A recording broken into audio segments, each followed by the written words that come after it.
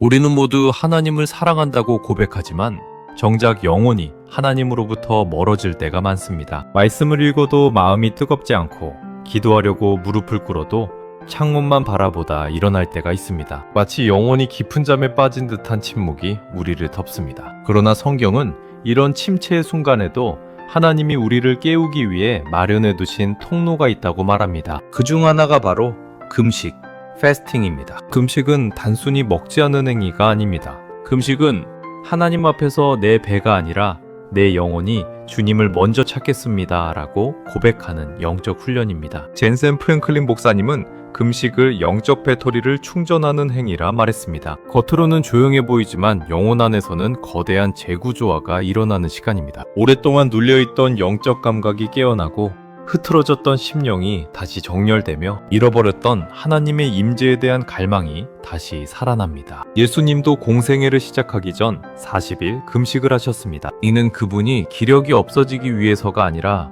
하나님의 뜻에 자신을 완전히 정렬시키는 시간이었습니다. 성경 곳곳에서 하나님의 사람들이 결정적인 순간마다 금식으로 하나님 앞에 서는 모습을 봅니다. 다윗은 재회개를 위해 금식했고 느헤미야는 민족의 회복을 위해 금식했으며 에스더는 생명을 건 결단 앞에서 금식했습니다. 초대교회도 사역자를 세우기 전 반드시 금식으로 분별했습니다. 그러나 오늘 우리의 기도 생활은 너무 많은 소음 속에서 방황합니다. 너무 많이 먹고, 너무 많이 가지고, 너무 많이 채우려 하기 때문에 하나님을 향한 순전한 갈망이 약해질 때가 많습니다. 젠센 프랭클린은 이렇게 말합니다. 우리가 금식할 때 하나님은 우리를 다시 주목하신다. 금식은 하나님을 움직이는 것이 아니라 내 영혼을 깨워 하나님께 응답하게 만든다. 이 말은 금식이 율법이 아니라 은혜의 통로임을 강조합니다. 파트울의 주제인 성경적 금식이라는 금식의 본질을 다룹니다. 1. 금식은 은밀한 기도 훈련이다. 이진. 금식은 죄를 부르는 식탐을 다스리는 것이다. 3.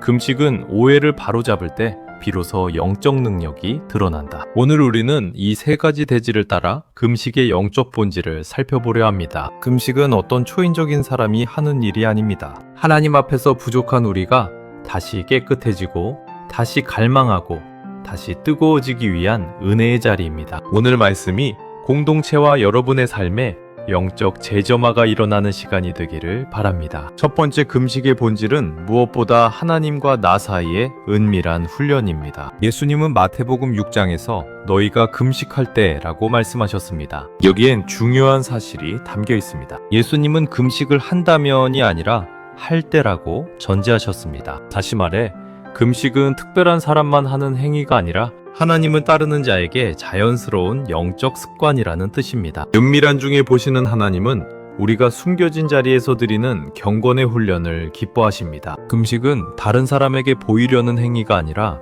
오직 하나님 앞에 나를 낮추는 깊은 영적 호흡입니다. 젠센 프랭클린은 금식을 하나님과의 미시 훈련이라 불렀습니다. 금식은 우리가 바쁜 삶 속에서 놓쳐버린 하나님의 자리를 다시 회복하게 합니다. 우리가 금식할 때 가장 먼저 일어나는 변화는 관심의 이동입니다. 평소에는 음식, 습관, 일정, 인간관계가 우리의 감각을 점령하지만 금식이 시작되면 영혼의 안테나가 다시 하나님께 향합니다. 물리적인 금식이 영혼의 공간을 여는 이유는 하나님이 우리에게 가장 먼저 다루길 원하시는 것이 바로 내가 무엇을 의지하며 사는가 이기 때문입니다. 금식의 핵심은 굶는 것이 아닙니다. 하나님만을 갈망하는 마음을 깨우는 것입니다. 어떤 영적 훈련도 그렇듯 금식도 처음엔 불편함이 찾아옵니다. 배가 고프고 집중이 어렵고 짜증이 날 수도 있습니다. 그러나 그 순간이 바로 영적 전환점입니다. 불편함이 찾아올 때 우리는 깨닫습니다. 나는 지금까지 내 배를 얼마나 주인처럼 섬겼는가?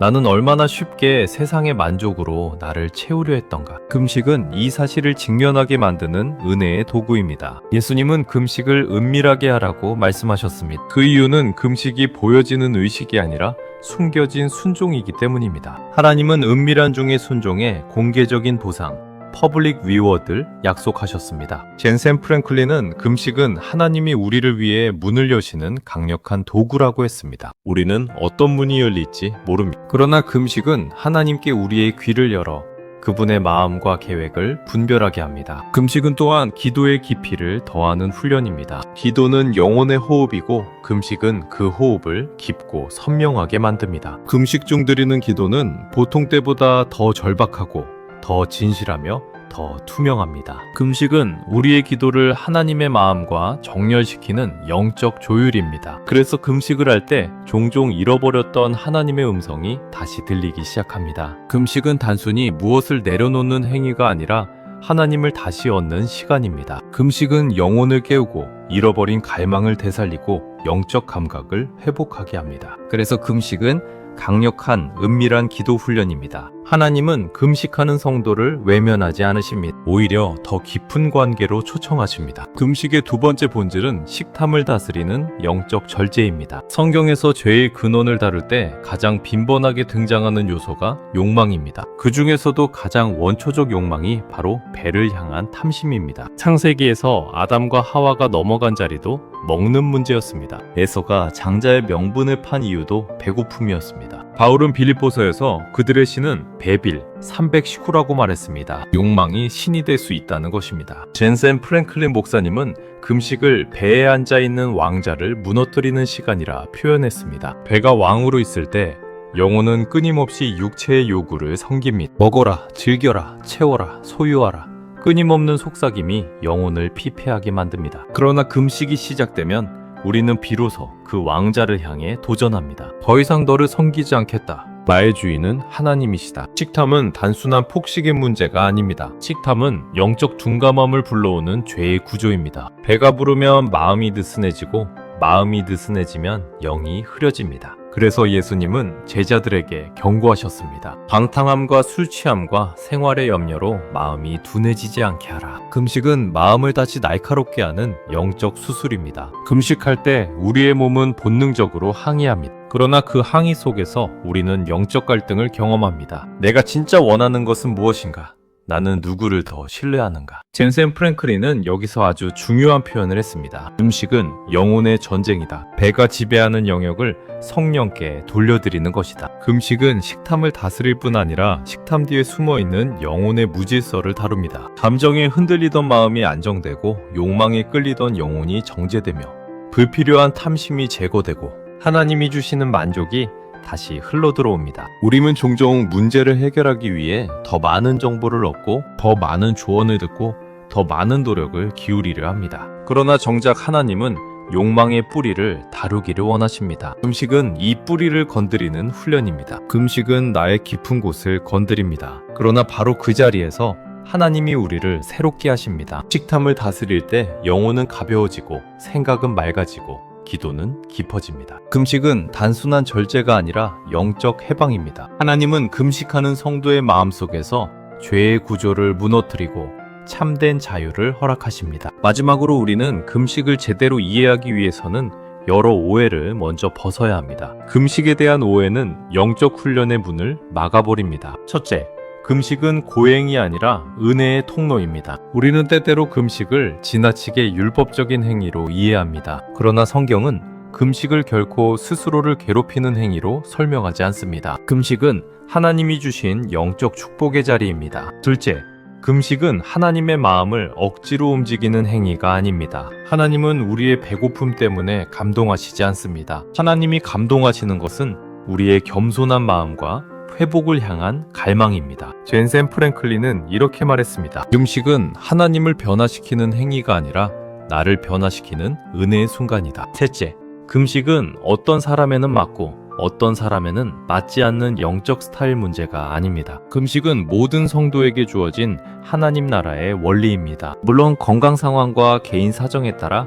금식의 형태는 다양할 수 있습니다. 절대적인 규칙이 아니라 하나님을 향한 마음의 방향이 중요합니다. 넷째, 금식은 영적 체험을 위한 기술이 아닙니다. 금식은 결과를 얻기 위한 수단이 아니라 하나님과 가까워지는 관계적 부르심입니다. 금식을 한다고 해서 무조건 초자연적 사건이 일어나는 것은 아닙니다. 금식은 우리를 하나님 중심으로 재배치하는 작업입니다. 그 배치가 이루어지면 하나님은 필요한 일을 가장 정확한 때에 이루십니다. 마지막으로 금식은 영적으로 뛰어난 사람들만 하는 특별한 훈련이 아닙니다. 금식은 우리의 연약함을 하나님께 드리는 시간입니다. 오히려 힘이 없기 때문에 금식이 필요합니다. 갈망이 식었기 때문에 금식이 필요합니다. 마음이 무뎌졌기 때문에 금식이 필요합니다. 금식은 영적 실패를 회복하는 길입니다. 오해가 제거될 때 금식은 영적 기쁨이 됩니다. 우리는 금식을 통해 다시 하나님을 느끼고 다시 갈망하며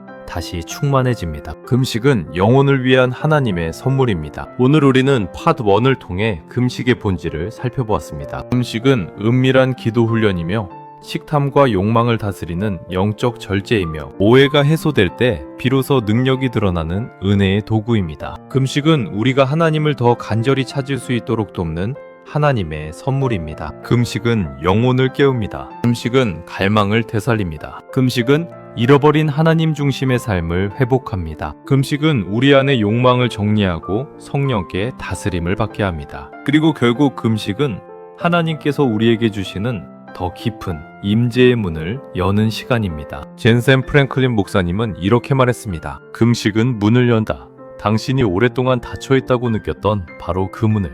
오늘 여러분이 어떤 상황 속에 금식은 여러분의 영혼을 다시 하나님께 정렬시키는 강력한 도구가 될 것입니다. 영적 침체 속에 있는 사람에게 금식은 회복의 길을 열어주고 사역을 앞둔 사람에게는 분별의 지혜를 주며 삶의 무게에 눌린 이에게는 성령의 새 힘을 공급합니다. 오늘부터 여러분의 작은 결단이 큰 변화를 만들어내길 바랍니다. 금식은 완벽해야 하는 훈련이 아닙니다. 불완전한 발걸음조차 하나님은 기쁨으로 받으십니다. 우리는 하나님을 약속하시는 분으로 고백합니다. 성경은 처음부터 끝까지 약속의 역사이고 신앙이란 결국 그 약속을 믿고 살아가는 여정입니다. 그런데 신앙생활을 오래 할수록 한 가지 질문이 우리 마음 깊은 곳에 남습니다. 왜 약속은 이렇게 많은데 내 삶에서는 그 약속이 잘 열리지 않는 것처럼 느껴질까?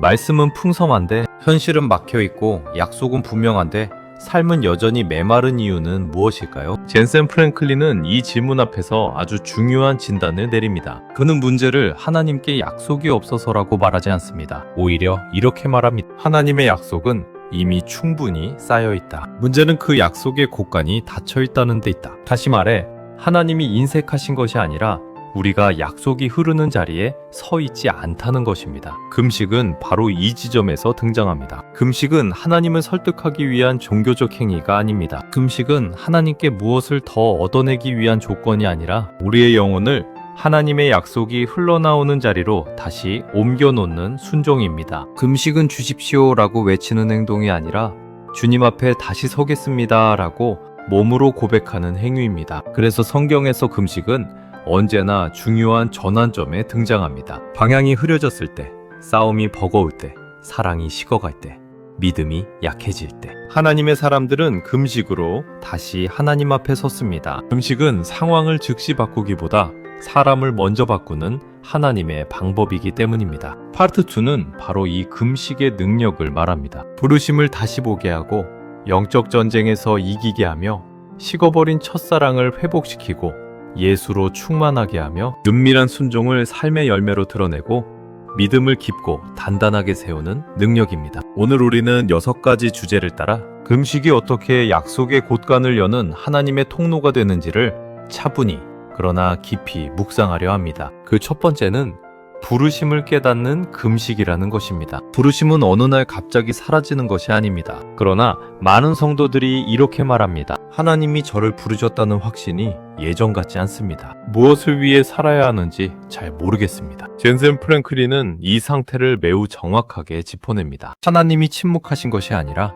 우리의 영혼이 너무 많은 소음에 잠겨있다. 부르심이 들리지 않는 이유는 하나님의 음성이 약해졌기 때문이 아니라 우리가 듣지 못하는 상태가 되었기 때문입니다. 오늘날 우리의 영혼은 끊임없이 소음에 노출되어 있습니다. 먹고 사는 문제, 성과에 대한 압박, 사람들의 평가, 비교와 경쟁, 미래에 대한 불안이 쉼없이 마음을 채웁니다. 이런 상태에서는 하나님의 음성이 들리지 않는 것이 아니라 들릴 공간 자체가 존재하지 않습니다. 금식은 바로 이 지점에서 시작됩니다. 금식은 배를 비우는 행위이기 이전에 영혼의 공간을 회복하는 훈련입니다. 벤슨 프랭클린은 금식을 영혼의 청력을 회복시키는 은혜라고 말합니다. 먹는 것을 멈출 때 단지 육체의 활동이 줄어드는 것이 아니라 마음의 과잉도 함께 가라앉기 시작합니다. 계산하던 생각이 멈추고 스스로를 합리화하던 내적 도백이 조용해집니다. 그때 비로소 우리는 하나님 앞에서 조용히 설 수 있게 됩니다. 그리고 그 자리에서 하나님은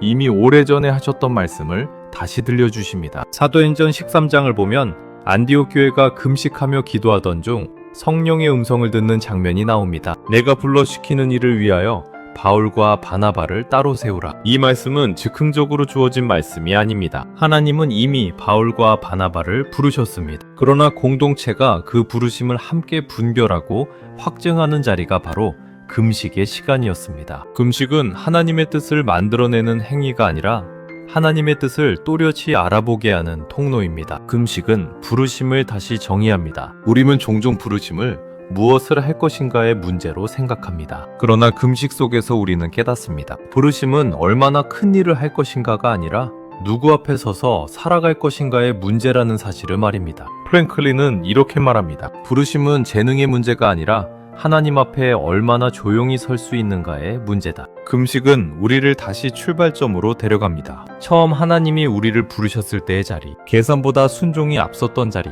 결과보다 관계가 중요했던 자리로 돌아가게 합니다. 그래서 금식은 앞으로 나아가기 위한 행동이기 전에 다시 돌아가기 위한 은혜의 걸음입니다. 부르심은 그 자리에서 다시 살아나고 다시 분명해집니다. 두 번째로는 이기는 영성을 위한 금식이라는 것입니다. 영적 패배는 대개 큰 죄에서 시작되지 않습니다. 대부분은 반복되는 방심과 무뎌짐, 그리고 긴장 없는 신앙에서 서서히 시작됩니다. 젠센 프랭클린은 이 상태를 영적 근육이 약해진 상태라고 부릅니다. 근육이 약해지면 작은 무게에도 넘어지듯 영혼이 약해지면 사소한 유혹에도 쉽게 무너집니다. 그래서 영적 전쟁에서 중요한 것은 더 강해 보이는 것이 아니라 다시 단단해지는 것입니다. 예수님은 공생애의 시작을 금식으로 여셨습니다. 그리고 그 직후 광야에서 시험을 받으셨습니다. 흥미로운 점은 마귀가 예수님의 정체성을 부정하지 않았다는 사실입니다. 네가 하나님의 아들이여든. 마귀의 질문은 정체성이 아니라 사용 방식이었습니다. 지금 이 능력을 누구를 위해 어떤 방식으로 쓸 것인가? 금식은 바로 이 질문 앞에 우리를 세웁니다. 프랭클린은 금식의 본질을 이렇게 요약합니다. 금식은 즉각적인 만족을 거절하는 훈련이며 바로 그 지점에서 영적 승리가 시작된다. 우리는 대개 즉각적인 해결을 원합니다. 지금 편해지고 싶고, 지금 벗어나고 싶고, 지금 인정받고 싶습니다. 그러나 금식은 이 지금 당장이라는 요구를 멈추게 합니다. 금식은 욕망을 제거하지 않습니다. 대신 욕망의 주도권을 하나님께 다시 돌려드립니다. 금식 중에는 유혹이 더 또렷해 보일 수 있습니다. 배고픔처럼 욕망이 표면으로 올라오기 때문입니다. 그러나 동시에 죄의 힘은 약해집니다. 왜냐하면 금식은 육체가 지배하던 영역을 성령께 다시 내어드리는 행위이기 때문입니다. 프랭클린은 이를 전쟁의 구조가 바뀌는 순간이라고 설명합니다. 더 애써서 이기는 싸움이 아니라 더 의지함으로 이기는 싸움으로 전환되는 것입니다. 이기는 영성은 의지의 문제가 아니라 의존의 방향의 문제입니다. 우리는 종종 더 결단하면 이길 수 있다고 생각하지만 성경은 정반대를 말합니다. 내 은혜가 내게 족하도다. 금식은 우리의 힘을 키우는 시간이 아니라 우리의 힘이 빠지도록 허락하는 시간입니다. 그 빈자리에 하나님의 능력이 머물게 됩니다. 그래서 금식은 우리를 약하게 만들지만 동시에 가장 안전한 자리로 데려갑니다. 하나님께 기대는 자리, 성령의 도우심을 구하는 자리입니다. 프랭클린은 말합니다. 금식은 패배를 피하기 위한 훈련이 아니라 이미 주어진 승리 안에 머무는 훈련이다. 이기는 영성은 금식의 자리에서 자라납니다. 세 번째는 첫사랑을 회복하는 금식이라는 것입니다. 첫사랑은 감정의 문제가 아니라 우선순위의 문제입니다. 우리가 처음 하나님을 만났을 때 신앙은 복잡하지 않았습니다. 계산도 적었고 조건도 많지 않았습니다. 하나님이 좋았고 그분과 함께하는 것이 기쁨이었습니다. 그러나 시간이 지나면서 신앙은 점점 익숙해지고 익숙함은 어느새 감격을 마비시킵니다. 젠센 프랭클린은 이 상태를 이렇게 표현합니다. 우리는 하나님을 잃은 것이 아니라 하나님께 무뎌졌다. 첫사랑이 식어가는 과정은 되게 조용합니다. 예배를 드리지 않는 것도 아니고 기도를 완전히 멈춘 것도 아닙니다. 다만 하나님이 삶의 중심에서 조금씩 가장자리로 밀려날 뿐입니다. 바쁨이 이유가 되고 책임이 핑계가 되며 결국 하나님은 중요한 분이지만 급한 분은 아니게 됩니다. 금식은 바로 이 질서를 뒤집는 하나님의 방법입니다. 금식은 영혼을 불편하게 만듭니다. 배고픔은 우리의 주의를 분산시키고 감정을 날카롭게 합니다. 그러나 바로 그 불편함이 영혼을 다시 깨웁니다. 프랭클린은 말합니다. 금식은 영혼의 감각을 다시 살아있게 만든다. 편안함 속에서는 느껴지지 않던 하나님의 부재가 금식 중에는 분명하게 느껴집니다. 그리고 그 갈증이 하나님을 다시 찾게 만듭니다. 금식 중에 드리는 기도는 다릅니다.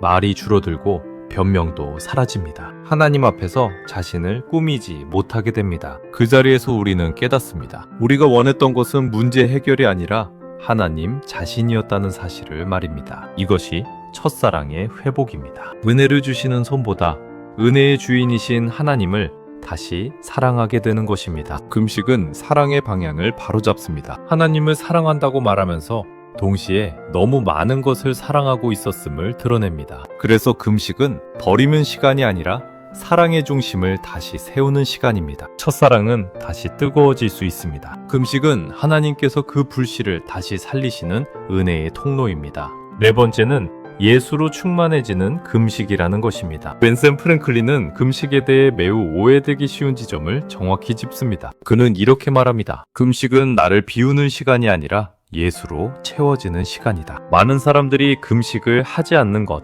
줄이는 것, 참는 것으로 이해하지만 성경적 금식의 핵심은 결핍이 아니라 충만입니다. 우리의 내면은 늘 무언가로 가득 차 있습니다. 계획, 염려, 감정, 판단, 상처, 욕망. 예수님이 없는 것이 문제가 아니라 예수님이 설 자리가 없는 것이 문제입니다. 금식은 이 과잉 상태를 멈추게 합니다. 비움은 목적이 아니라 통로입니다. 우리가 비울 때 하나님은 그 자리를 차지하십니다. 금식이 깊어질수록 예수님의 마음이 우리 안에 스며들기 시작합니다. 이전에는 참기 어려웠던 상황에서 인내가 생기고 쉽게 분노하던 자리에서 온유가 나타납니다. 이것은 의지가 강해져서가 아니라 예수님의 성품이 우리 안에서 자리를 잡기 시작했기 때문입니다. 금식은 성령의 열매가 자라날 수 있는 환경을 만듭니다. 프랭클린은 금식을 자기중심적 신앙에서 그리스도 중심적 신앙으로 이동하는 훈련이라고 설명합니다. 우리는 종종 하나님을 이용해 문제를 해결하려 합니다. 그러나 금식은 방향을 바꿉니다. 문제보다 예수님을 먼저 바라보게 하고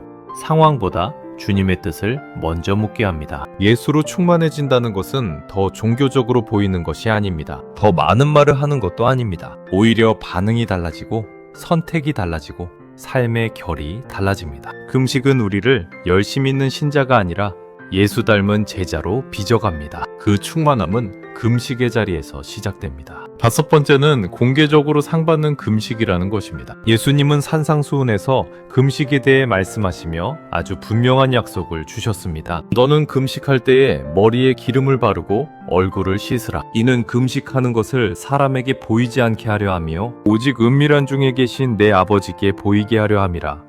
은밀한 중에 보시는 내 아버지께서 갚으시리라. 젠센 프랭클린은 이 말씀을 이렇게 해석합니다. 하나님은 숨겨진 순종을 결코 숨겨두지 않으신다. 금식은 철저히 은밀한 훈련입니다. 사람의 박수나 인정과는 거리가 멉니다. 오히려 금식은 아무도 알아주지 않는 자리에서 하나님 앞에 서는 선택입니다. 그런데 예수님은 역설적인 약속을 하십니다. 은밀하게 드린 그 순종을 하나님은 공개적으로 갚으신다는 것입니다. 이것은 금식이 곧바로 눈에 띄는 성공이나 기적을 보장한다는 뜻이 아닙니다. 그러나 분명한 것은 금식의 순종이 결코 공허하게 끝나지 않는다는 사실입니다. 프랭클린은 말합니다.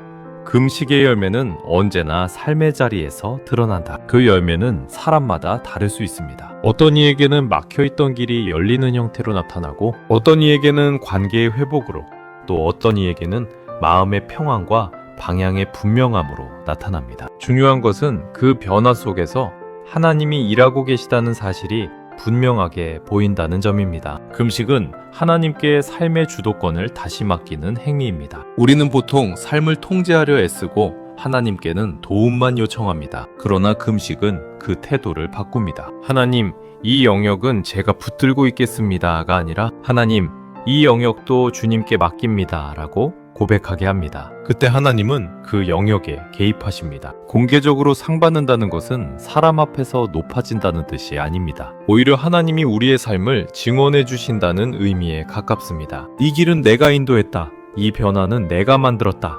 라고 하나님이 삶으로 보여주시는 것입니다. 은밀한 금식은 반드시 공개적인 열매로 이어집니다. 하나님은 그 약속에 신실하신 분이십니다. 여섯 번째는 믿음을 키우는 금식이라는 것입니다. 믿음은 안전할 때 자라지 않습니다. 믿음은 오히려 의지할 것이 줄어들 때, 붙들던 손이 하나씩 놓일 때 자랍니다. 젠센 프랭클린은 이 지점을 매우 직설적으로 말합니다. 금식은 믿음을 말이 아니라 구조로 만든다. 고백으로는 믿음을 말할 수 있지만 구조로 드러나는 믿음은 삶 전체를 통해 증명됩니다. 금식은 우리를 불안하게 만듭니다. 배가 고프고 힘이 빠지고 스스로 강하다고 생각했던 부분들이 무너집니다. 그러나 바로 그 지점에서 믿음의 토양이 만들어집니다. 왜냐하면 더 이상 의지할 것이 없을 때 우리는 하나님을 실제로 의지하기 시작하기 때문입니다. 금식은 믿음을 훈련시키는 환경입니다. 성경에서 믿음의 사람들은 언제나 결핍의 순간을 통과합니다. 아브라함은 갈 바를 알지 못한 채 떠났고, 모세는 광야에서 모든 확신을 잃었으며, 다윗은 약속을 받았지만 오랫동안 도망자의 삶을 살았습니다. 이 공통점은 하나입니다.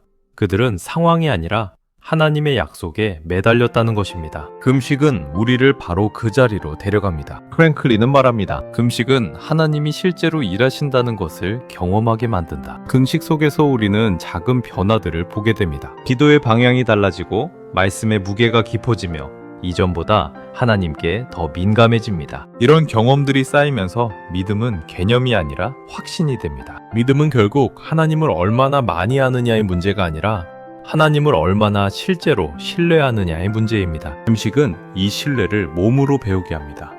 그래서 금식 후에 사람들은 종종 이렇게 고백합니다. 상황이 완전히 바뀐 것은 아닌데 마음이 다릅니다. 이것이 믿음의 성장입니다. 금식은 믿음을 키우는 하나님의 학교입니다. 그 자리에서 우리는 하나님이 여전히 살아계시고 여전히 약속을 지키시는 분임을 경험하게 됩니다. 그리고 그 경험은 어떤 흔들림 속에서도 무너지지 않는 믿음의 뿌리가 됩니다. 오늘 우리는 금식의 6가지 능력을 살펴보았습니다. 그러나 이 모든 내용을 하나로 묶는 중심 메시지는 분명합니다. 금식은 능력을 만들어내는 행위가 아니라 하나님의 약속이 흘러나오는 자리에 우리를 세우는 순종이라는 사실입니다. 하나님은 이미 약속을 준비해 두셨습니다. 부르심의 약속, 승리의 약속, 회복의 약속, 충만의 약속, 열매의 약속, 믿음의 약속까지 그곳과는 비어있지 않습니다. 문제는 하나님께 약속이 있느냐 없느냐가 아닙니다. 문제는 우리가 그 약속의 문 앞에 서 있느냐는 것입니다. 젠센 프랭클린이 반복해서 강조하듯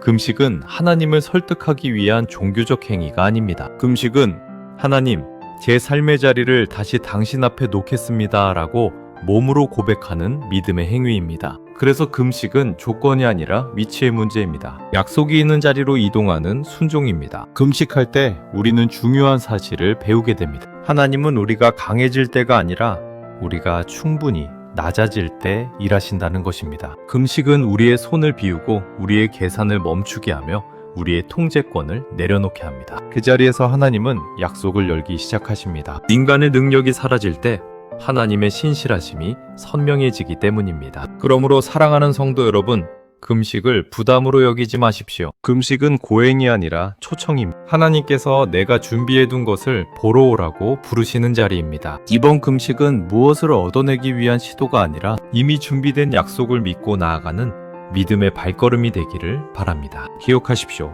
금식할 때 약속의 곳간은 열린다. 하나님은 약속을 숨기신 적이 없습니다. 다만 우리가 그 문 앞에 다시 서기를 기다리고 계셨을 뿐입니다. 이제 믿음으로 그 자리로 나아갑시다. 금식은 오래된 신앙의 전통입니다. 그러나 오래되었다고 해서 언제나 바르게 사용되어 온 것은 아닙니다. 우리는 종종 금식을 참는 것, 굶는 것, 견디는 것으로만 이해해왔습니다. 그래서 금식이 은혜의 통로가 되기보다 어느새 부담이 되고 의무가 되고 때로는 스스로를 증명하려는 율법적 행위로 변질되기도 했습니다. 배는 비었지만 영혼은 여전히 메마른 채 남아있는 경험을 한 적은 없으십니까? 젠센 프랭클린은 이 지점에서 아주 중요한 질문을 던집니다. 왜 어떤 금식은 사람을 변화시키는데 어떤 금식은 사람을 지치게 만드는가? 그의 대답은 분명합니다. 문제는 금식 그 자체가 아니라 어떻게 금식하느냐에 있다는 것입니다. 성령 없이 하는 금식은 단지 음식만 비우지만 성령과 함께하는 금식은 영혼을 채웁니다. 그래서 그는 파3에서 금식을 결단의 문제가 아니라 훈련의 문제로 다룹니다. 성경이 말하는 금식은 결코 율법적 고행이 아닙니다. 하나님은 우리가 배를 괴롭히는 것을 기뻐하지 않으십니다. 오히려 하나님은 금식을 통해 우리의 영혼이 다시 살아나고 성령의 충만을 경험하며 하나님과의 관계가 깊어지기를 원하십니다. 금식은 하나님을 움직이기 위한 수단이 아니라 하나님의 임재 안으로 들어가는 통로입니다. 그래서 프랭클린은 말합니다. 올바른 금식은 우리를 굶주리게 하지 않고 성령으로 배부르게 한다. 오늘 파3에서는 이 성령으로 배부른 금식을 실제로 가능하게 만드는 5가지 훈련을 살펴보려 합니다. 말씀을 묵상하며 금식하는 법, 찬송으로 금식을 예배로 바꾸는 법, 인내를 통해 금식의 깊이를 더하는 법, 사랑으로 금식을 확장하는 법, 그리고 자녀를 위해 금식을 중보의 자리로 삼는 법입니다. 이 훈련들은 금식을 단발성 결심이 아니라 삶을 바꾸는 영적 여정으로 이끌어줄 것입니다. 첫 번째 훈련은 말씀을 묵상하며 금식하는 것입니다. 금식은 단지 음식을 끊는 행위가 아닙니다. 성경이 말하는 금식은 언제나 말씀을 향해 나아가는 통로였습니다. 젠센 프랭클린은 금식에 대해 이렇게 단호하게 말합니다. 말씀 없는 금식은 영혼을 굶주리게 하지만 말씀과 함께하는 금식은 영혼을 재구성한다. 이 말은 금식의 성패가 배고픔의 강도에 있지 않고 말씀과의 관계에 있음을 분명히 보여줍니다. 우리는 종종 금식을 무엇을 하지 않는 시간으로 이해합니다. 그러나 성경적 금식은 오히려 무엇을 더 깊이 붙드는 시간입니다. 그 중심에 말씀이 있습니다. 예수님께서 광야에서 40일을 금식하신 후 시험을 받으실 때 그분이 붙드신 것은 의지나 결단이 아니라 기록되었으대로 시작되는 하나님의 말씀이었습니다. 예수님은 사람이 떡으로만 살 것이 아니요 하나님의 입에서 나오는 모든 말씀으로 살 것이라고 선포하셨습니다. 금식은 이 선언을 삶으로 살아내는 훈련입니다. 말씀 없이 하는 금식은 쉽게 율법이 됩니다. 배고픔은 커지는데 영혼은 방향을 잃습니다. 그러나 말씀을 묵상하며 금식할 때 배고픔은 곧 말씀을 향한 갈망으로 바뀝니다. 젠센 프랭클린은 금식 중에 성경을 많이 읽으려 하지 말고 깊이 먹으라고 권면합니다. 금식은 속독의 시간이 아니라 씹고 되뇌는 시간입니다. 한 구절이라도 붙들고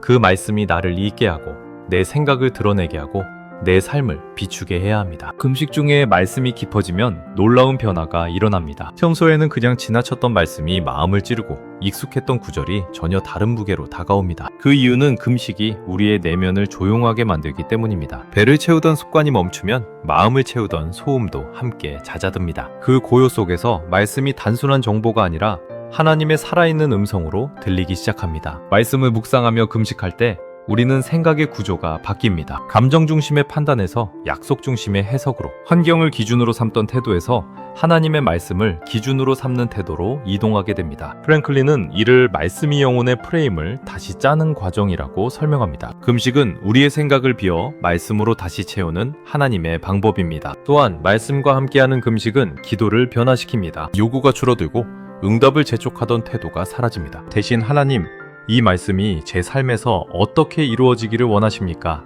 라는 질문이 자연스럽게 나옵니다. 금식은 기도를 하나님의 뜻에 맞추는 영적 조율입니다. 그래서 금식 중에 드리는 기도는 길지 않아도 깊고 말이 적어도 무겁습니다. 사랑하는 성도 여러분, 말씀 없는 금식은 우리를 지치게 만들지만 말씀을 묵상하며 하는 금식은 우리를 살립니다. 배는 비어 있어도 영혼은 충만해지고 육체는 약해 보여도 내면은 단단해집니다. 금식의 목적은 고통이 아니라 말씀 안에서 새로워지는 것입니다. 말씀이 중심이 될 때 금식은 율법이 아니라 은혜가 됩니다. 성령께서 말씀을 통해 우리 안에 깊이 역사하시는 자리, 그 자리가 바로 말씀을 묵상하며 드리는 금식의 자리입니다. 두 번째 훈련 방법은 찬송하며 금식하는 것입니다. 금식이 깊어질수록 우리의 내면은 점점 더 예민해집니다. 배고픔은 단순히 육체의 신호에 그치지 않고 마음 깊숙한 곳에 숨어있던 감정들을 끌어올립니다. 평소에는 참아 넘기던 일에 쉽게 마음이 상하고 사소한 말에도 감정이 흔들립니다. 그래서 많은 성도들이 금식의 중간 지점에서 혼란을 느낍니다. 왜 금식하는데 마음이 더 불편해질까? 그러나 젠센 프랭클린은 이 현상을 실패의 신호가 아니라 전환의 기회로 해석합니다. 그는 단호하게 말합니다. 금식 중에 가장 먼저 무너져야 할 것은 배가 아니라 분위기다. 금식이 고통과 침묵으로만 채워질 때 우리는 금식을 견뎌야 할 시간으로 인식하게 됩니다. 그러나 하나님은 금식을 고행으로 부르지 않으셨습니다. 하나님이 기뻐하시는 금식은 언제나 예배로 이어지는 금식입니다. 그 예배의 문을 여는 열쇠가 바로 찬송입니다. 찬송은 감정이 좋아서 부르는 노래가 아닙니다. 상황이 나아졌기 때문에 터져나오는 반응도 아닙니다. 찬송은 하나님이 여전히 하나님이심을 인정하는 신앙의 선언입니다. 그래서 찬송은 언제나 환경을 향한 말이 아니라 하나님을 향한 고백입니다. 금식 중에 찬송할 때 우리는 지금의 상태를 해석하지 않고 하나님을 해석하기 시작합니다. 성경은 찬송의 능력을 분명히 보여줍니다. 바울과 실라는 감옥에서 찬송했습니다. 그들은 풀려날 가능성을 계산한 것이 아니라 하나님이 어떤 분이신지를 기억했습니다. 찬송이 울려 퍼질 때 감옥의 문이 열렸습니다. 중요한 순서는 이것입니다. 찬송이 먼저였고 환경의 변화는 그 다음이었습니다. 금식 중의 찬송도 마찬가지입니다. 찬송은 배고픔을 즉시 사라지게 하지는 않지만 영혼이 머무는 자리를 바꾸어 놓습니다. 프랭클린은 말합니다. 찬송은 금식의 초점을 고통에서 임재로 옮겨 놓는다. 배고픔에 집중하던 시선이 하나님의 신실하심으로 이동할 때 금식은 더 이상 버텨야 할 시간이 아니라 하나님과 함께 머무는 시간이 됩니다. 찬송은 금식의 무게중심을 내가 무엇을 참고 있는가에서 하나님이 어떤 분이신가로 바꿉니다. 특별히 금식 중에 드리는 찬송은 우리의 영적 언어를 정화합니다. 불평이 감사로 바뀌고 원망이 신뢰로 옮겨갑니다. 감사는 상황에 대한 긍정이 아니라 하나님에 대한 신뢰의 표현입니다. 찬송은 성령의 임재를 초청합니다. 성령께서 임하실 때 금식은 우리의 의지가 아니라 하나님의 능력 안에서 지속될 수 있는 자리가 됩니다. 금식 중에 찬송하는 것은 쉽지 않습니다. 그렇기 때문에 더욱 가치가 있습니다. 감정이 따라주지 않을 때 드리는 찬송은 우리의 믿음이 감정보다 크다는 고백이 됩니다. 프랭클린은 이렇게 말합니다. 찬송은 금식 중에 드리는 가장 강력한 영적 언어다. 사랑하는 성도 여러분, 금식 중에 침묵으로만 버티지 마십시오. 입술을 열어 하나님을 높이십시오. 찬송은 금식을 율법에서 은혜로, 고행에서 예배로 바꾸는 하나님의 선물입니다. 찬송하며 금식할 때 우리는 배고픔보다 더 큰 충만을 경험하게 됩니다. 성령께서 우리의 영혼을 채우시고 금식의 자리를 기쁨의 자리로 바꾸어 주실 것입니다. 세 번째 금식 훈련 방법은 인내하며 금식하는 것입니다. 금식은 결단으로 시작되지만 그 결단을 끝까지 이끌어가는 힘은 인내입니다. 많은 성도들이 금식을 시작할 때는 분명한 이유와 열정을 가지고 출발합니다. 그러나 시간이 지나면 마음속에 이런 질문이 올라옵니다. 왜 아직도 달라진 것이 없을까?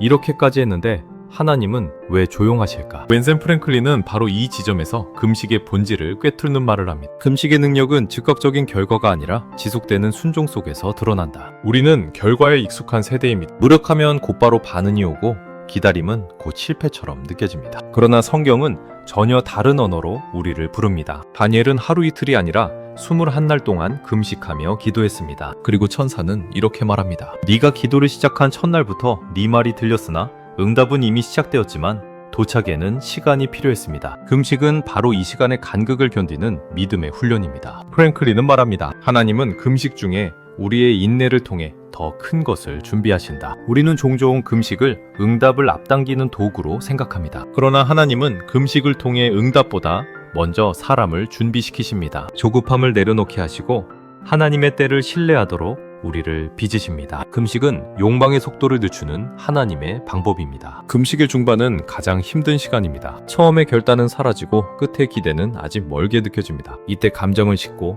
몸은 지치며 마음은 흔들립니다. 그러나 바로 이 지점에서 가장 깊은 변화가 일어납니다. 감정이 아닌 믿음이 자리를 잡고 결과가 아닌 하나님 자신을 붙드는 신앙이 형성됩니다. 인내하며 금식할 때 우리는 하나님을 결과로 믿는 신앙에서 인격으로 신뢰하는 신앙으로 옮겨가게 됩니다. 프랭클린은 이렇게 말합니다. 금식은 하나님을 시험하는 시간이 아니라 하나님을 신뢰하는 법을 배우는 시간이다. 응답이 보이지 않는 시간에도 하나님이 일하고 계신다는 확신, 침묵 속에서도 하나님의 신실하심을 의심하지 않는 태도, 이것이 금식이 우리 안에 만들어내는 인내의 열매입니다. 인내하며 금식할 때 우리는 하나님을 서두르지 않게 됩니다. 기도를 조급한 요구가 아니라 신뢰의 고백으로 드리게 됩니다. 지금 해주십시오가 아니라 하나님의 때에 이루어 주십시오라는 기도가 자연스럽게 흘러나옵니다. 이것은 체념이 아니라 성숙입니다. 금식은 우리를 포기하게 만드는 것이 아니라 더 깊이 기다릴 수 있는 사람으로 만듭니다. 사랑하는 성도 여러분, 금식 중에 아직 변화가 보이지 않는다고 낙심하지 마십시오. 하나님은 침묵하고 계신 것이 아니라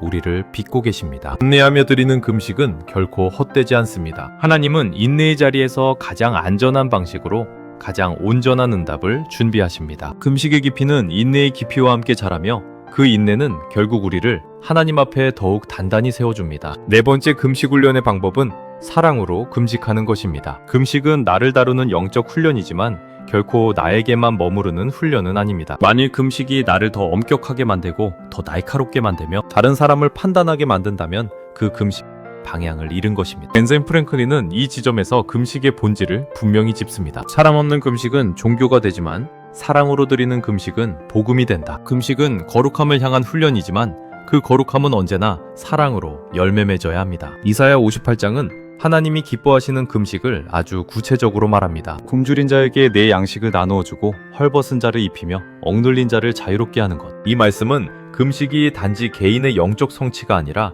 이웃을 향해 흘러가야 할 은혜의 통로임을 보여줍니다. 하나님은 우리가 배를 비우는 것만 보시는 것이 아니라 그 비움이 어디로 흘러가는지를 보십니다. 프랭클린은 금식을 마음의 방향을 바꾸는 훈련이라고 설명합니다. 금식이 깊어질수록 우리는 이상한 변화를 경험합니다. 내 문제보다 다른 사람의 아픔이 더 크게 보이기 시작합니다. 이전에는 불편했던 사람을 위해 기도하게 되고 이해되지 않던 상황 앞에서 판단보다 중보가 먼저 나옵니다. 이것이 금식이 만들어내는 정상적인 열매입니다. 금식은 우리를 차갑게 만들지 않고 더 부드럽게 만듭니다. 사랑으로 금식할 때 우리의 시선은 자기 연민에서 벗어나 하나님의 마음을 향하게 됩니다. 왜 내 삶은 이렇게 힘든가? 라는 질문에서 하나님은 이 상황을 어떻게 보고 계시는가? 라는 질문으로 옮겨갑니다. 프랭클린은 말합니다. 금식은 하나님의 관점으로 사람과 세상을 바라보게 만드는 훈련이다. 그래서 사랑으로 드리는 금식은 우리의 태도를 바꾸고 말의 온도를 바꾸며 관계의 결을 바꿉니다. 또한 사랑의 금식은 은밀한 곳에서 이루어집니다. 사람에게 보이기 위한 선행이 아니라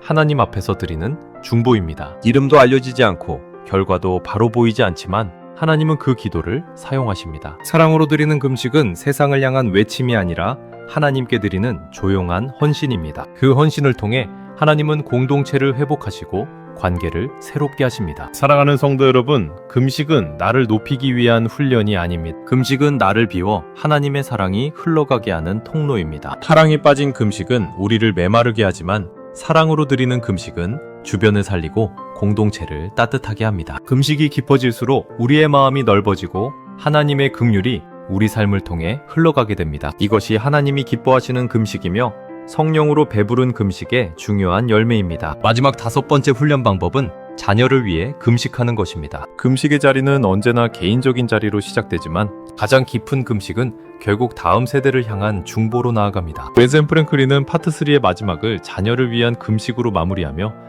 이 주제를 매우 무겁고도 절절하게 다룹니다. 그는 이렇게 말합니다. 부모의 금식은 자녀의 영적 울타리를 세우는 가장 강력한 기도. 이 말은 부모가 자녀를 위해 할 수 있는 일이 생각보다 훨씬 깊고 영적이라는 사실을 깨닫게 합니다. 우리는 자녀를 사랑합니다. 그래서 좋은 환경을 만들어주려 애쓰고 더 나은 교육을 고민하며 안전한 길로 인도하려고 했습니다. 그러나 동시에 우리는 무력함을 느낍니다. 부모가 모든 선택을 대신해 줄 수 없고 모든 위험을 막아줄 수도 없기 때문입니다. 바로 이 지점에서 금식은 부모의 불안을 믿음의 기도로 바꾸는 자리가 됩니다. 프랭클린은 말합니다. 자녀를 위한 금식은 통제하려는 부모의 마음을 내려놓고 하나님께 맡기는 훈련이다. 금식은 자녀의 인생을 내 손에 붙들려는 시도를 멈추게 합니다. 대신 하나님이 자녀의 주인이심을 고백하게 합니다. 금식은 내가 지켜주겠다는 선언이 아니라 하나님이 지켜주실 것을 믿겠습니다. 라는 신앙의 고백입니다. 성경은 부모의 중보가 자녀에게 실제적인 영향을 미친다는 사실을 반복해서 보여줍니다. 욥은 자녀들을 위해 번제를 드렸고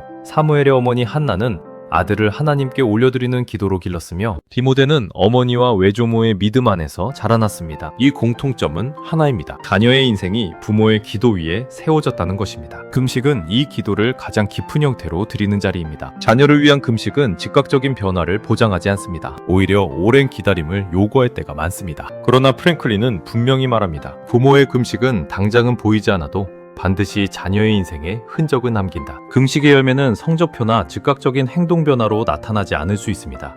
대신 위기의 순간에 자녀를 붙드는 보이지 않는 손으로 잘못된 길에서 멈추게 하는 성령의 음성으로 역사합니다. 자녀를 위해 금식할 때 부모 자신도 변화됩니다. 염려는 중보로 바뀌고 분노는 눈물로 바뀌며 조급함은 하나님의 때를 기다리는 인내로 바뀝니다. 금식은 자녀만을 위한 훈련이 아니라 부모를 먼저 하나님의 사람으로 빚는 시간입니다. 그 변화가 자녀에게 가장 큰 유산이 됩니다. 사랑하는 성도 여러분, 자녀를 위한 금식은 실패한 부모의 마지막 선택이 아닙니다. 오히려 믿음의 부모가 가장 먼저 선택해야 할 영적 훈련입니다. 우리가 할 수 없는 영역을 하나님께 맡기고 하나님의 손에 자녀를 올려드리는 행위입니다. 성령으로 배부른 금식은 우리의 자녀를 향해 흘러가야 합니다. 하나님은 그 금식을 기억하시고 반드시 다음 세대 가운데 신실하게 역사하실 것입니다. 파트 3을 관통하는 하나의 분명한 메시지가 있습니다. 금식은 결심의 문제가 아니라 훈련의 문제라는 사실입니다. 아무런 방향 없이 굶는 금식은 우리를 지치게 만들지만 성령의 인도하심 안에서 훈련으로 드리는 금식은 우리를 살립니다. 하나님은 우리가 단지 배를 비우는 것을 원하지 않으십니다. 하나님은 그 비움의 자리에 성령으로 충만해진 사람이 서 있기를 원하십니다. 말씀을 묵상하며 금식할 때 우리는 하나님의 음성에 다시 예민해집니다. 찬송하며 금식할 때 금식은 고행이 아니라 예배가 됩니다. 인내하며 금식할 때 우리는 결과가 아니라 하나님을 신뢰하는 법을 배웁니다. 사랑으로 금식할 때 우리의 영성은 자기중심에서 이웃과 공동체를 향해 확장됩니다. 그리고 자녀를 위해 금식할 때 우리의 신앙은 오늘을 넘어 다음 세대를 향해 흘러갑니다. 이 5가지는 서로 다른 기술이 아닙니다. 이것은 성령께서 우리를 이끄시는 하나의 훈련의 길입니다. 젠센 프랭클린이 반복해서 강조하듯 금식은 하나님을 움직이기 위한 수단이 아니라 하나님이 이미 일하고 계신 자리로 들어가는 통로입니다. 성령으로 배부른 금식은 우리를 더 종교적으로 만들지 않고 더 하나님 앞에 정직한 사람으로 만듭니다. 사랑하는 성도 여러분, 이제 금식을 두려워하지 마십시오. 금식을 부담으로 여기지 마십시오. 금식은 은혜의 초청입니다. 하나님께서 내가 너를 만나고 싶다고 부르시는 자리입니다. 우리가 성령의 인도하심을 따라 이 훈련의 길로 들어갈 때 금식은 우리를 메마르게 하지 않고 오히려 풍성하게 할 것입니다. 오늘 우리가 드리는 금식은 완벽한 금식일 필요가 없습니다. 다만 성령께 열려있는 금식이면 충분합니다. 말씀의 귀를 열고 찬송으로 입을 열고 인내로 시간을 내어드리고 사랑으로 시선을 넓히며 자녀와 다음 세대를 위해 무릎을 꿇는 금식. 하나님은 그 훈련을 통해 우리를 깊이 만나주실 것입니다. 성령으로 배부른 금식은 한 번의 이벤트가 아니라 삶을 바꾸는 영적 훈련입니다. 이제 그 훈련의 자리로 믿음으로 나아갑시다. 하나님은 그 자리에 반드시 계십니다. 금식에 대해 많은 오해가 있습니다. 어떤 이들은 금식을 너무 신비롭게 여기고 또 어떤 이들은 금식을 너무 현실과 동떨어진 영적 행위로 생각합니다. 그래서 금식을 하면서도 마음 한편에 이런 질문이 남습니다. 그래서 금식하면 무엇이 달라지는가?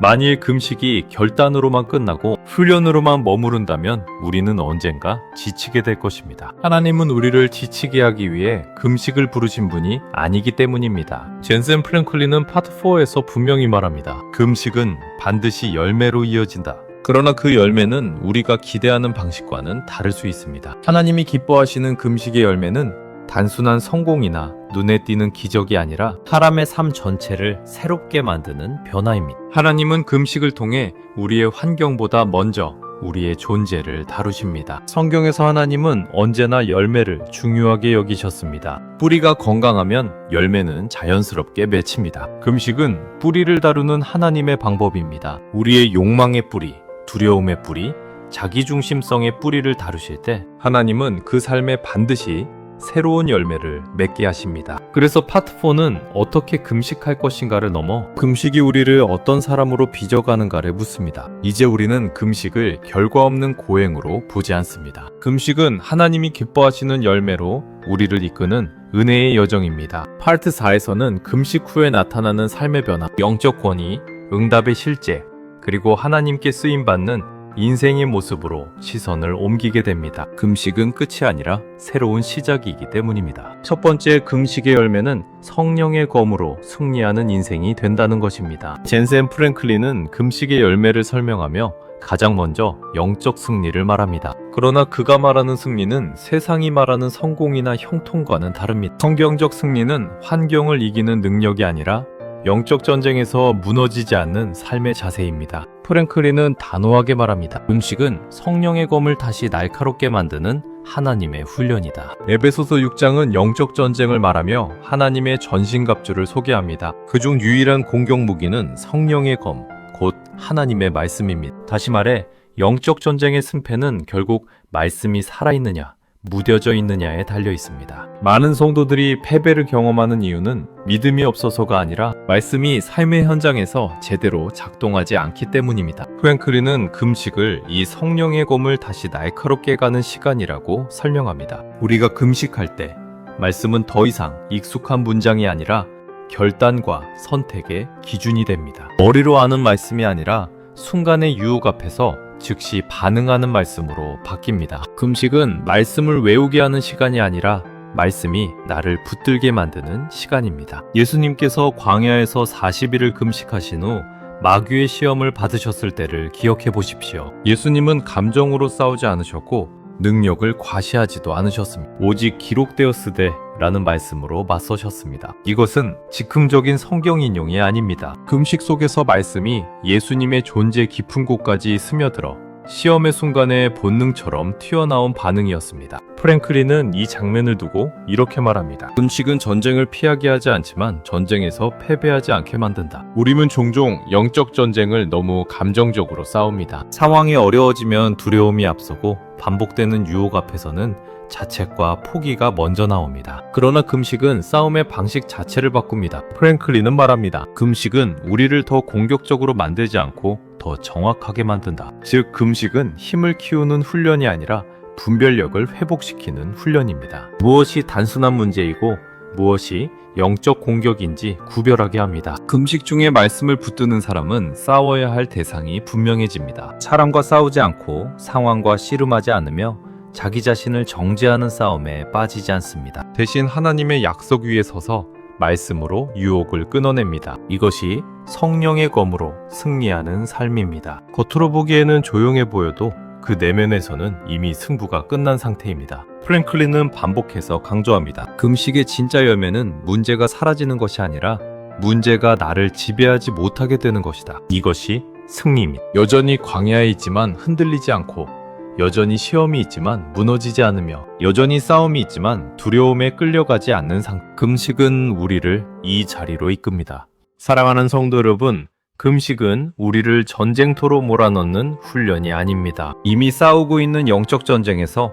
하나님의 방식으로 서게 만드는 은혜의 자리입니다. 성령의 검이 다시 날카로워질 때 우리는 더 이상 감정과 환경에 끌려다니지 않습니다. 말씀이 우리를 인도하고, 말씀이 우리를 지키며, 말씀이 우리를 승리의 자리로 세웁니다. 성령의 검으로 사는 인생, 이것이 하나님이 기뻐하시는 금식의 첫 번째 열매입니다. 두 번째 열매는 모든 간구에 응답하시는 하나님을 믿게 된다는 것입니다. 금식의 열매를 말할 때 많은 성도들이 가장 먼저 기대하는 것은 분명합니다. 기도에 응답이 오는. 젠센 프랭클린은 이 질문을 피하지 않습니다. 오히려 그는 단호하게 선언합니다. 하나님은 금식하는 자의 간구를 외면하지 않으신다. 그러나 동시에 그는 우리가 기대하는 방식과 하나님의 응답 방식이 반드시 같지는 않다는 사실을 분명히 짚습니다. 우리는 종종 응답을 결과로만 이해합니다. 문제가 해결되면 응답이고 상황이 바뀌지 않으면 침묵이라고 생각합니다. 그러나 프랭클린은 이렇게 말합니다. 금식은 응답을 받아내는 기술이 아니라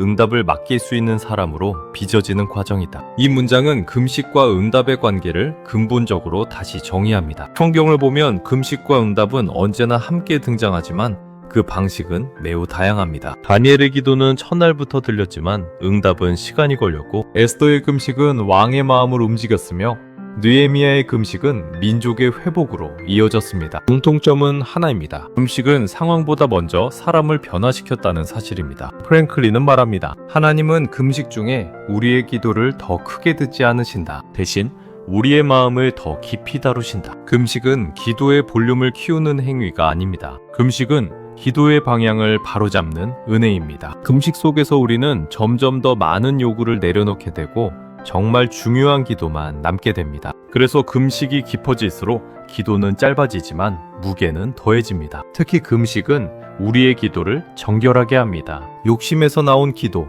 두려움에서 비롯된 간구, 비교와 경쟁 속에서 생겨난 요구들이 하나씩 걸러집니다. 그 자리에 남는 것은 하나님의 뜻이 이루어지기를 원합니다 라는 고백입니다. 프랭클린은 이 상태를 이렇게 표현합니다. 금식은 하나님께 기도를 맞추는 것이 아니라 나를 하나님의 뜻에 맞추는 과정이다. 금식 후에 어떤 간구는 분명히 응답됩니다. 닫혀있던 길이 열리고 막혀있던 관계가 회복되며 오래 기도하던 문제가 풀리기도 합니다. 그러나 어떤 간구는 우리가 기대했던 방식으로 응답되지 않을 수도 있습니다. 그럼에도 불구하고 금식의 열매는 사라지지 않습니다. 왜냐하면 금식은 우리에게 하나님의 결정에 대한 신뢰를 남기기 때문입니다. 프랭클린은 아주 중요한 말을 합니다. 모든 간구에 응답하시는 하나님은 모든 요구를 허락하시는 하나님과 동일하지 않다. 이 문장은 깊은 신앙의 지점을 찌릅니다. 하나님은 우리에게 가장 좋은 것으로 응답하십니다. 때로는 예로,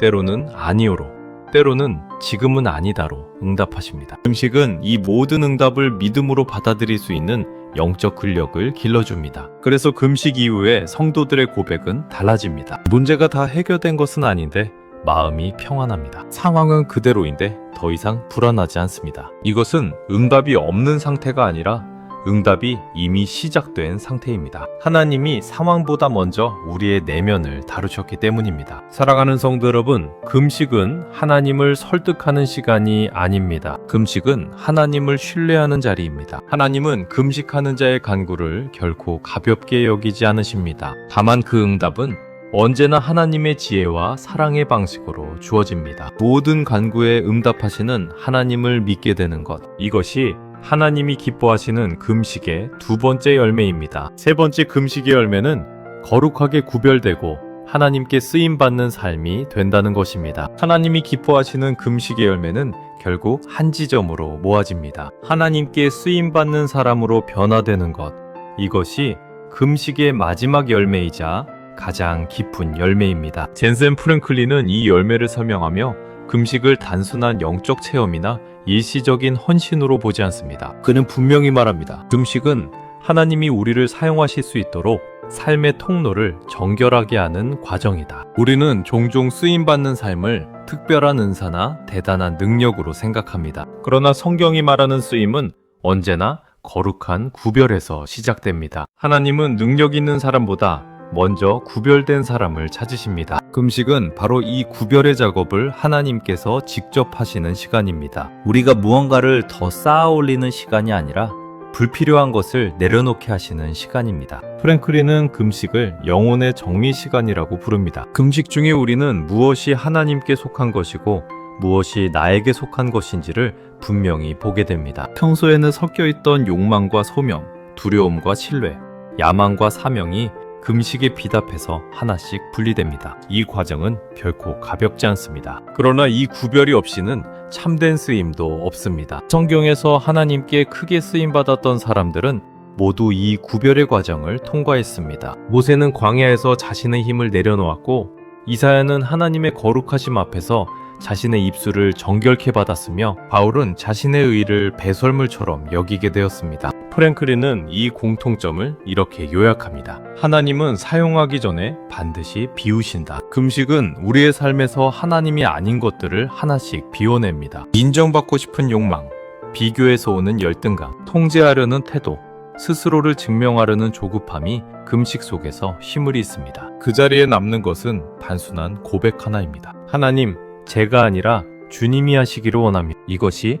거룩한 구별의 핵심입니다. 이렇게 구별된 사람은 삶의 방향이 달라집니다. 무엇을 하느냐보다 왜 사느냐가 분명해집니다. 프랭클린은 말합니다. 금식 이후에 쓰임받는 사람은 더 바빠지지 않는다. 대신 더 정확해진다. 불필요한 선택이 줄어들고 하나님이 맡기신 일에 집중할 수 있는 힘이 생깁니다. 이것이 쓰임의 본질입니다. 또한 거룩하게 구별된 삶은 겉으로 드러나는 경건보다 지속되는 신실함으로 증명됩니다. 금식 이후의 삶에서 우리는 즉각적인 감동보다 꾸준한 순종을 선택하게 됩니다. 화려한 고백보다 묵묵한 책임을 감당하게 됩니다. 프랭클린은 이것을 금식이 만들어낸 성숙의 표지라고 부릅니다. 사랑하는 성도 여러분, 금식은 하나님께 더 많은 일을 해드리기 위한 훈련이 아닙니다. 금식은 하나님이 우리를 통해 일하실 수 있도록 우리 자신을 내어드리는 시간입니다. 거룩하게 구별된 삶은 특별한 사람의 전유물이 아닙니다. 하나님 앞에서 자신을 비운 사람에게